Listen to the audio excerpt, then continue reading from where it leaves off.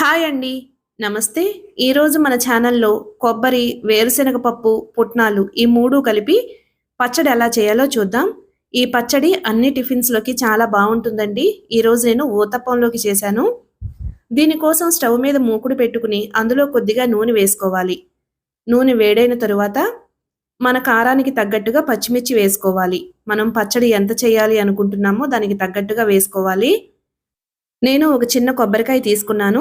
అలాగే ఒక గుప్పెడు నిండా వేరుశనగ పప్పు, ఒక గుప్పెడు నిండా పుట్నాలు అవి వేయించిన శనగపప్పు అంటారు కొందరు అవి తీసుకున్నాను.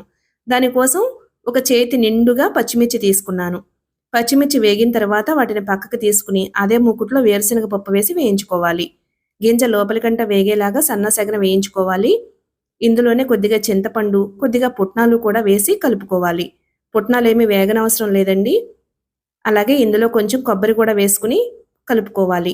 నేను స్టవ్ ఆఫ్ చేసేసాను. కాకపోతే అన్నీ కలుస్తాయి కదా అని చెప్పి ఆ మూకుట్లోనే కొబ్బరి ముక్కలు కూడా వేశాను. చింతపండు కావాలంటే విడిగా కూడా నానబెట్టుకోవచ్చు.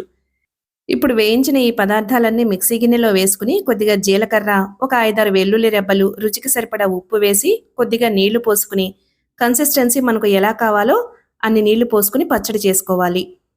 తరువాత స్టవ్ మీద మూకుడు పెట్టి 2 ఎండుమిర్చి తుంచి వేసుకుని అందులో కొద్దిగా శనగపప్పు, కొద్దిగా మినపప్పు, ఆవాలు, జీలకర్ర వేసి ఇవన్నీ దోరగా వేయించుకోవాలి. కరివేపాకు కూడా వేసుకోవాలండి. కరివేపాకు అయిపోయింది నా దగ్గర.